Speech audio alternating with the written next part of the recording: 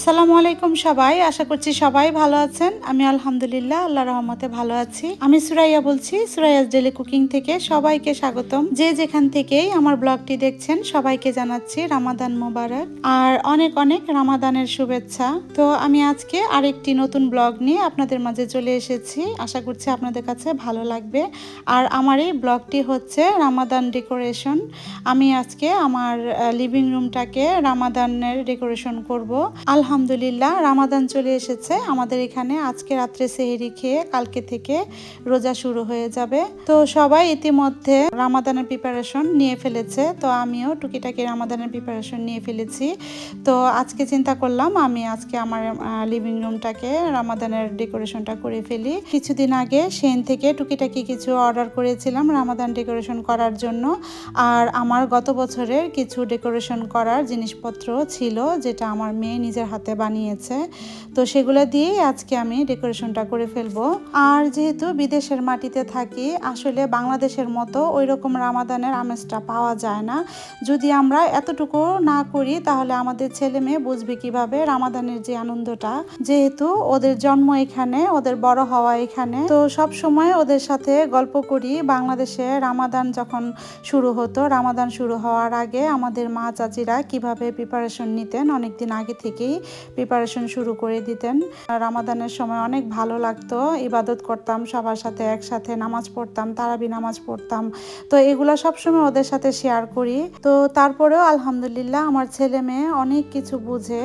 তো যেহেতু বাংলাদেশে অনেকবার যাওয়া হয়েছে, ওখানে রোজা করা হয়েছে, ঈদ পেয়েছি, তো ঈদও করেছি আমার ছেলে মেয়েকে নিয়ে।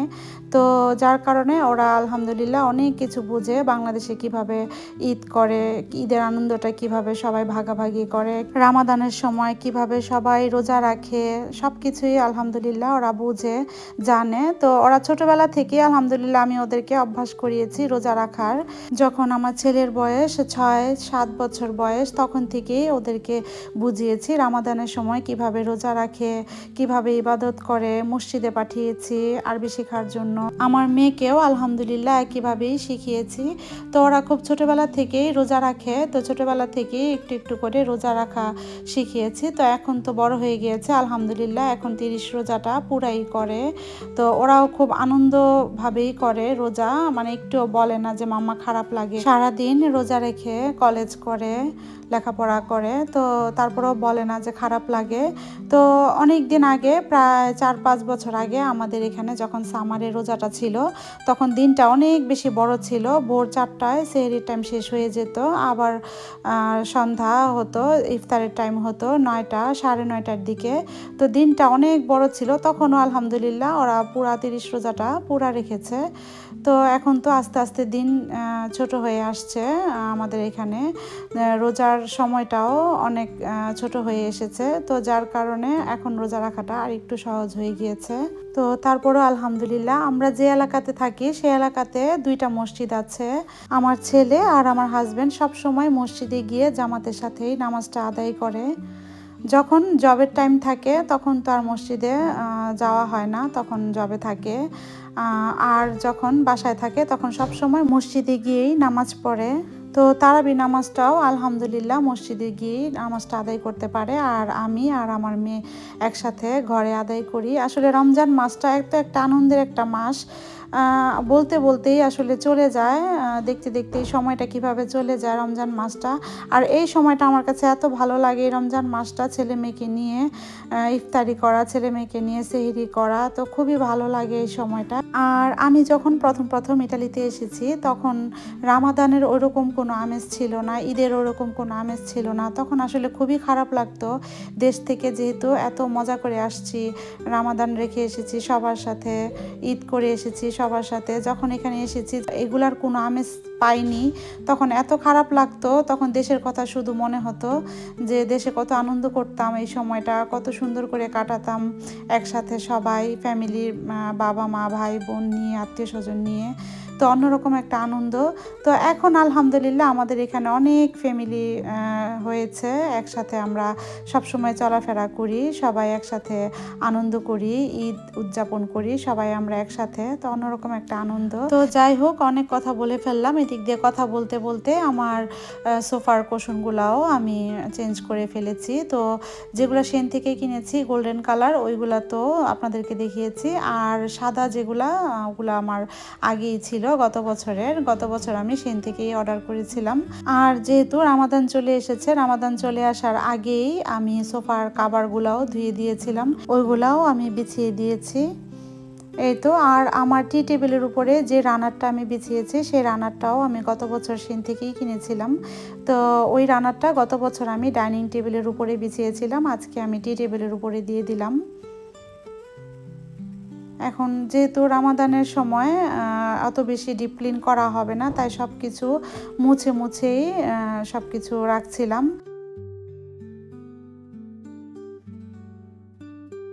আর এই তো ফুলের টপের যে অরেঞ্জ কালারের পাম্পাসগুলো ছিল, তো সেগুলোও আমি উঠিয়ে গোল্ডেন কালারের আর্টিফিশিয়াল যে ফুলের স্টিকগুলো কিনেছি সেগুলো এখন দিয়ে দিব। আর সাথে অল্প কিছু পাম্পাসও আমি দিয়ে দিয়েছি। আর এবারে রামাদান ডেকোরেশনটা আমি করছি পুরোটুকুই গোল্ডেন আর বেজ কালারের মধ্যেই।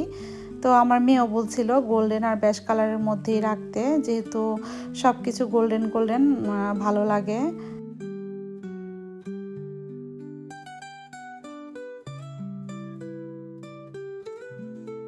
এই তো এখন আমি টি টেবিলের যে ট্রেটার মধ্যে মোমগুলো রেখেছিলাম, সেই মোমগুলোও আমি রেখে দিলাম সুন্দর করে, ট্রেটা মুছে তারপরে একে একে সব কিছু রেখে দিলাম। আর লাইটিংটাও আমার কাছে খুবই ভালো লাগে, যেহেতু বিশেষ করে রামাদানের সময় লাইটিং আমার কাছে খুবই ভালো লাগে। ঘরের ভিতরে লাইট ঝলমল করবে, আমার কাছে দেখতেও ভালো লাগে। আর রামাদান একটা ভাব আসে, তো খুবই ভালো লাগে। তো আমি এই লাইটগুলোও দিয়ে দিয়েছি। আর এই লাইটটাও আমি গত বছর সেন থেকেই কিনেছিলাম। এই তো এখন আমার এই কর্নারটাকে আমি সুন্দর করে পরিষ্কার করে এই সাইডটা আমি এখন ডেকোরেশন করে নিব।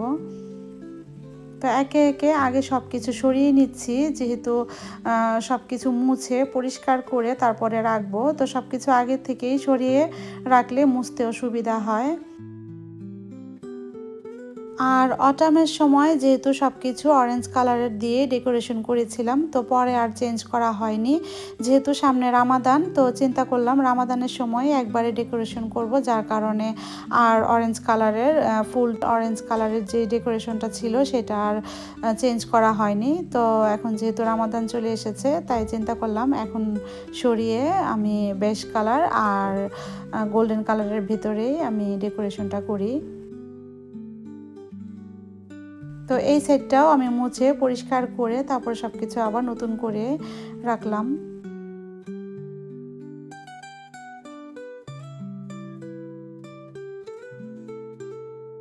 এই তো এই কর্নারটাকে আমি একটু ভ্যাকিউম করে নিব আগে। তো ভ্যাকিউম করে তারপরে আমি টেবিলটাকে বসিয়ে দিব।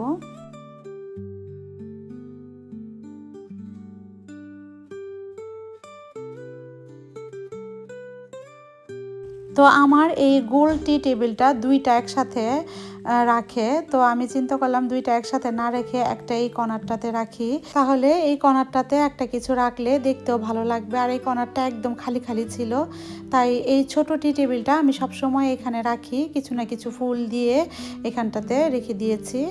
তো এই তো এই সাদা মনটাও আমার মেয়ে গত বছর তৈরি করেছিল নিজের হাতে, তো এটা আমি এখানে রেখে দিয়েছি। আর এই যে রামাদান লেখা এই মেটালের শোপিসটাও আমি সেন থেকে কিনেছিলাম, তো এটাও আমি এখানে রেখে দিলাম। আর এই তো ল্যান্টার্নগুলোও আমি এখানে রেখে দিয়েছি, এগুলো আমি অ্যাকশন থেকে কিনেছিলাম। তো আজকে যেহেতু সব কিছু বেশ গোল্ডেন বা হোয়াইটের ভিতরে, তো এগুলো দেখতে খুবই ভালো লাগছিল, এগুলোও আমার ম্যাচিং হয়ে গিয়েছে। এখন এই তো মাছের অ্যাকোয়ারিয়ামের সাইডটাও আমি সব কিছু অরেঞ্জ কালারের জিনিসপত্রগুলো উঠিয়ে নিব। এই তো এই সাইডটাও আমি সুন্দর করে পরিষ্কার করে নিচ্ছি।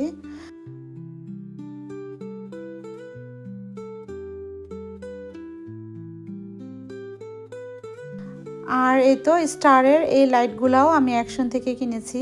তো এগুলো আমি লাগিয়েছি। আর আমার ঘর ডেকোরেশনটা আমি 2 দিন মিলে করেছি। তো আগের দিন রাত্রে আমি লাইটগুলা লাগিয়েছি আমার হাজব্যান্ডকে দিয়ে, যেহেতু পরের দিন সকালবেলা ও থাকবে না। তো এত উঁচাতে তো আমি একা লাগাতে পারবো না, তাই আমার হাজব্যান্ডকে দিয়েই লাগিয়েছি। আর এটা হচ্ছে পরের দিন সকালবেলা। তো পরের দিন সকালে আমি যা যা রাখার আবার রেখে দিচ্ছি, ডেকোরেশনটা করে নিচ্ছি। এই তো এই কর্নারটাতে কালকে রাত্রে আমি ছোট একটা হোয়াইট কার্পেট রেখেছিলাম। তো ওই হোয়াইট কার্পেটের উপরেই আমি টি টেবিলটা রেখেছিলাম। তো হঠাৎ করে মনে হলো আমার কাছে একটা গোল ফ্লাওয়ার শেপের হোয়াইট কার্পেট আছে আর একটু বড়, তো এটার কথা আমার খেয়াল ছিল না। তো হঠাৎ করে মনে হয়েছে, তাই ওটা চেঞ্জ করে আবার এটা বিছিয়ে দিয়েছি। তো এখন দেখতেও ভালো লাগছিল।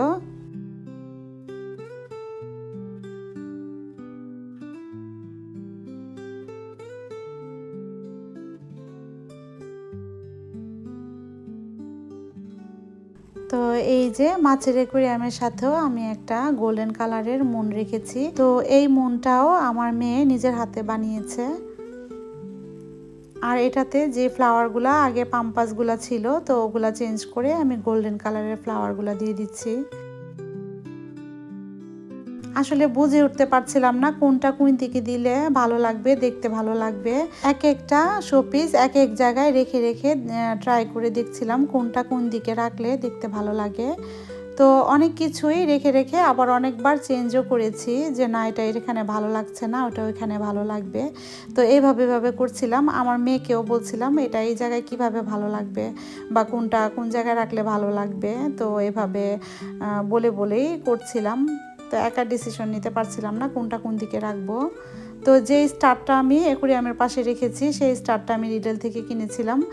আর ওইটা প্রথমে ওইখানে রেখেছি। তারপরে সোফার সাইডের এই টেবিলটা যখন আমি ডেকোরেশন করছিলাম, তখন আমার কাছে মনে হচ্ছিল ওই স্টারটা মনে হয় এখানে রাখলে ভালো লাগবে। তো এইখানেও আবার সুন্দর করে রেখে রেখে দেখছিলাম কোনটা কোন দিকে রাখলে দেখতে সুন্দর লাগবে।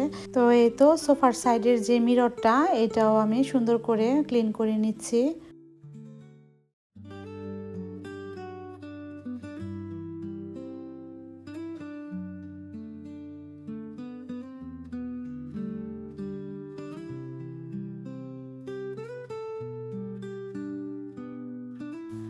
আর এই যে এই ল্যান্টার্নটা আমার সবসময় এই বুকগুলার উপরেই থাকে। তো প্রথমে এখানেই রাখছিলাম। তো আমার মেয়ে বলছিল যে এটা এখান থেকে সরিয়ে ফেলার জন্য, তো পরে আমি সরিয়ে ফেলেছিলাম। এই তো এখন আমি ফুলগুলাও চেঞ্জ করে দিব। আর এই তো এই ফুলের পাতার এই স্টিকগুলাও গোল্ডেন কালারের আমি অ্যাকশন থেকে কিনেছিলাম। তো এগুলাও আমি এবার দিয়ে দিচ্ছি এখানে। সাথে কিছু পাম্পাস দিয়ে দিয়েছি।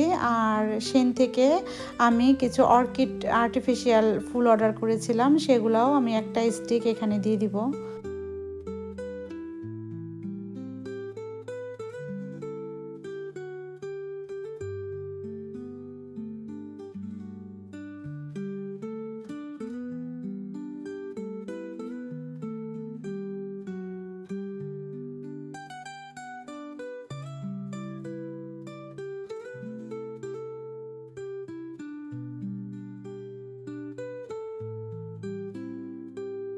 এই তো ওই ল্যান্টার্নটা সরিয়ে তারপর আমি এই ছোট একটা মুন, যেটা আমার মেয়ে তৈরি করেছে, সেটা আমি রেখেছি।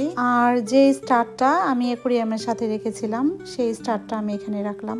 আর এই যে এই ল্যান্টার্নটাও আমার মেয়ে গত বছর বানিয়েছে, তো এটা আমি অ্যাকুয়ারিয়ামের পাশে রেখেছি।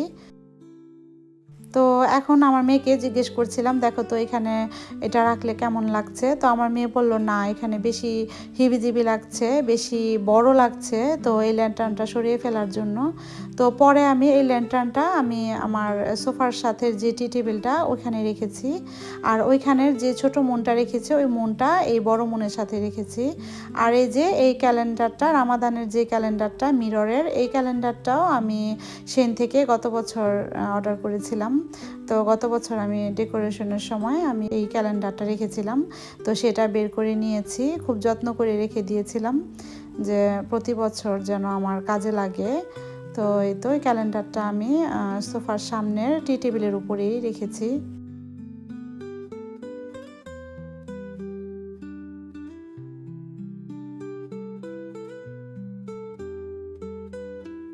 আর এই যে এই মুনটাও আমি এখানে দিয়ে দিলাম, যেটা আমি এবার সেন থেকে কিনেছি।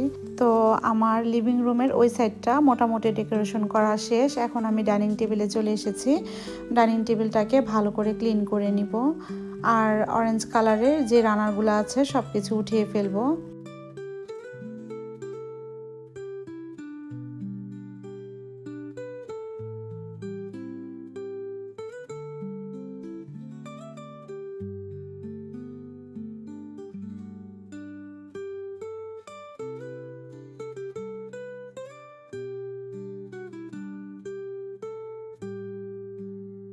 আর যে চেয়ারের কভারগুলা আমি কিনেছি সেন থেকে, ওইগুলা আমি চেয়ারের মধ্যে লাগিয়ে দিব। আর আমার আগের চেয়ারের কভারগুলা উঠিয়ে ফেলছি, এগুলা ধুয়ে সুন্দর করে রেখে দিব। আবার যখন চেঞ্জ করব তখন এগুলা কাজে লাগবে, তখন আবার চেঞ্জ করে ওগুলা ধুয়ে আবার এগুলা লাগাতে পারবো।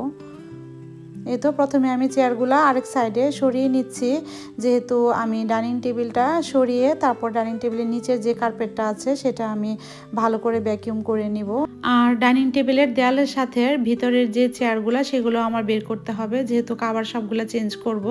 তো ডাইনিং টেবিলটা এমনিতেই টেনে বাইরে বের করতে হবে, কারণ চেয়ারগুলো নয়তো বের করা যাবে না। আর এই দুইটা চেয়ার আসলে আমাদের কাজে লাগে না গেস্ট ছাড়া। যখন গেস্ট আসে তখনই এই ডাইনিং টেবিলটা টেনে তারপরে পিছনেও গেস্টরা বসতে পারে। তো এছাড়া আমার আর এই দুইটা চেয়ার লাগে না। তো যার কারণে আমি সবসময় ডাইনিং টেবিলটাকে চাপিয়ে রাখি দেয়ালের সাইডে। তো ওগুলাও আমি চেঞ্জ করে নিলাম। আর ডাইনিং টেবিলটা প্রচুর ভারী ছিল, একা আসলে পারছিলাম না ডাইনিং টেবিলটা সরানো। তো তারপরেও করেছি, যেহেতু বাসায় কেউ ছিল না, একাই তো করতে হচ্ছিল। তো ডাইনিং টেবিলটা সরিয়ে তারপরে আমি কার্পেটটাকে ভালো করে ভ্যাকিউম করে নিচ্ছিলাম, এতে করে খুব সুবিধা হচ্ছিল।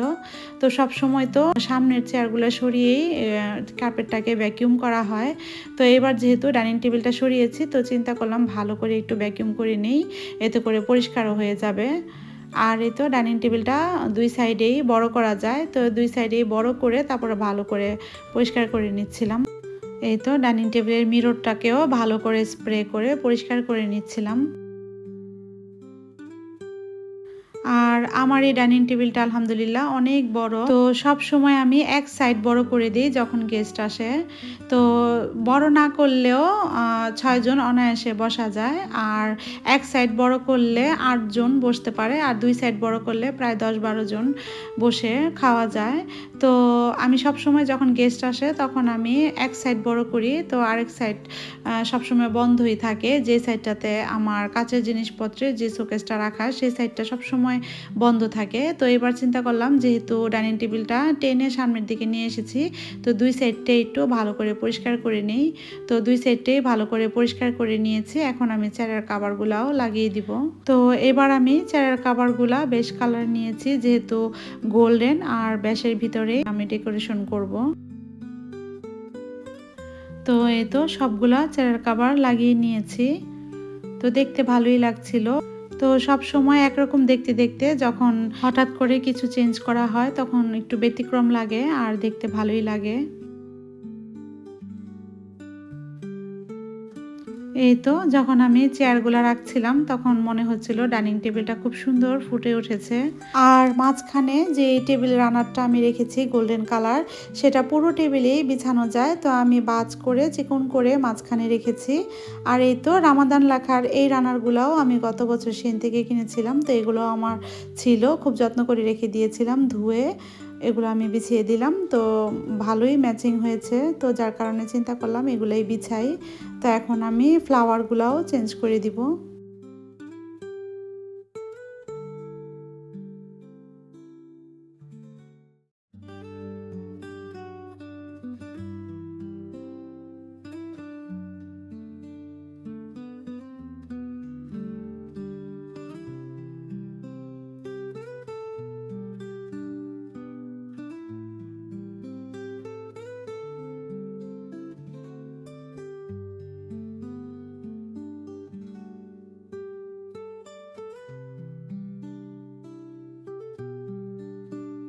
এই তো ফ্লাওয়ারগুলো চেঞ্জ করে দিয়েছি, দেখতে খুবই ভালো লাগছিল।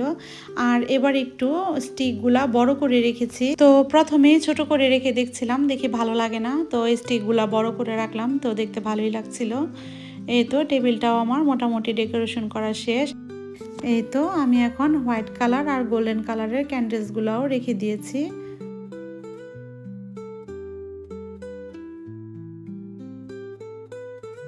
আর এই যে রামাদান লেখার এই জিনিসটাও আমার মেয়ে বানিয়েছে। তো এটাতে আমি এখন লাইট লাগিয়ে নিব। তো লাইট লাগিয়ে তো আমি চিন্তা করছিলাম এটা কোথায় দিব কোথায় দিব। তো হঠাৎ করে আমার মেয়ে বলছিল টিভির উপরে যেই শোপিস রাখার যে জায়গাটা আছে সেই জায়গাটাতে লাগিয়ে দিতে। তো আমি উপরের ওই জায়গাটাতে লাগিয়ে দিয়েছি, যেহেতু ওই জায়গাটা খালি খালি লাগছিল। আর এই যে আয়তুল কুরসি এই লেখার দেয়াল ম্যাটটা আমি বাংলাদেশ থেকে নিয়ে এসেছিলাম। আর এই যে ছোট ছোট ল্যান্টার্নগুলা, এগুলো আমি গত বছরই সেন থেকে কিনেছি। তো ওগুলাও আমি এখানেই আগে থেকেই রাখা ছিল, তো শুধু একটু মুছে পরিষ্কার করে তারপরে রাখছিলাম। আর এই যে এই লাইটগুলা আমি শোকেজের ভিতরে লাগাবো, তো এইগুলা আমি ট্যাডি থেকে কিনেছিলাম। তো এইগুলা এতদিন লাগাবো লাগাবো করে আসলে লাগানো হয়নি। তো চিন্তা করলাম যখন রামাদান ডেকোরেশন করব তখনই লাগিয়ে নিব। তো এই তো আমার কাচের শোকেজের ভিতরে লাগিয়ে দিলাম।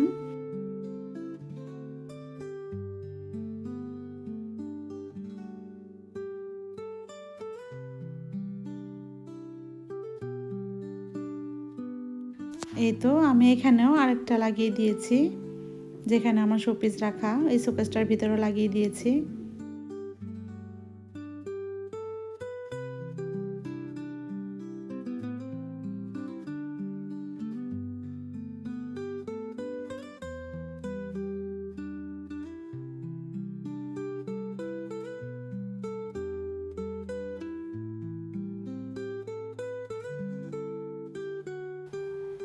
তো এই তো আমার মোটামুটি রামাদান ডেকোরেশন করা শেষ। এখন আমি পুরো লিভিং রুমটাকে সুন্দর করে ভ্যাকিউম করে নিচ্ছি। তো মোটামুটি আমার শেষ হয়ে গিয়েছে ডেকোরেশন করা। তো এখন আমি আপনাদেরকে ডিটেলস ঘুরে দেখাবো সব কিছু কীভাবে কী রেখেছি আর দেখতে কেমন লাগছিল।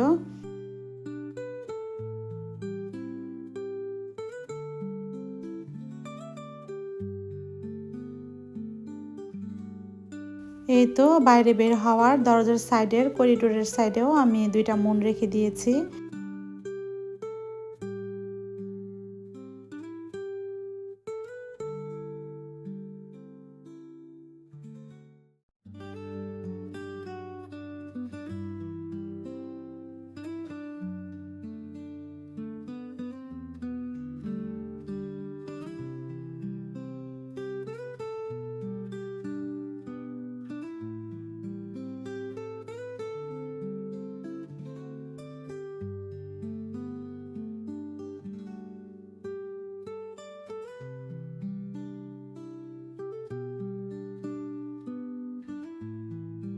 এই তো এখন আপনাদেরকে ঘুরে ঘুরে দেখাবো পুরো লিভিং রুমটা দেখতে কেমন হয়েছে। আমার গোল্ডেন কালার আর বেশ কালারের যেই ডেকোরেশন করেছি সব কিছু দেখতে কেমন লাগছে।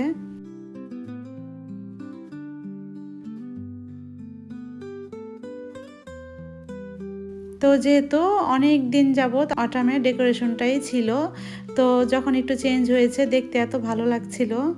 এই তো স্টারের লাইটগুলো আমি পর্দার ভেতরে লাগিয়ে দিয়েছি। আর এই তো যে সাইডটা আমার সোফার পিছনে যে সাইডটা খালি ছিল সেই সাইডটাতে আমি লাইটগুলো দিয়ে দিয়েছি। তো আপনাদের কাছে কেমন লেগেছে অবশ্যই কমেন্ট করে জানাবেন আমার রামাদান ডেকোরেশন।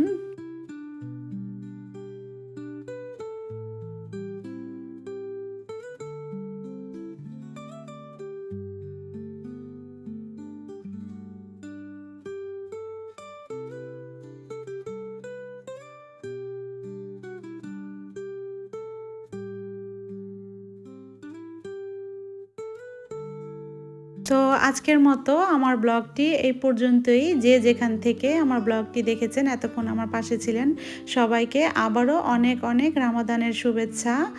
সবাই আমাদের জন্য দোয়া করবেন, আমরাও ইনশাল্লাহ আপনাদের জন্য দোয়া করি। তো এবার রামাদান সবাই যেন সুন্দরভাবে রামাদান কাটাতে পারে ইবাদতের মাধ্যমে, সেই দোয়াই রইল সবার জন্য। আর যে যেখান থেকে আমার ব্লগটি দেখছেন সবাইকে অনেক অনেক রামাদানের শুভেচ্ছা। আর যারাই আমার এতক্ষণ পাশে ছিলেন সবাইকে অনেক অনেক ধন্যবাদ। আর এবারে রামাদানে কে কী প্রিপারেশন নিয়েছেন কমেন্ট করে জানাতে পারেন। তো আগামী ব্লগ দেখার আমন্ত্রণ জানিয়ে আমি বিদায় নিচ্ছি। সবাই ভালো থাকবেন, সুস্থ থাকবেন, হাসি খুশি থাকবেন। Thanks for watching. আল্লাহ হাফিজ। আসসালামু আলাইকুম।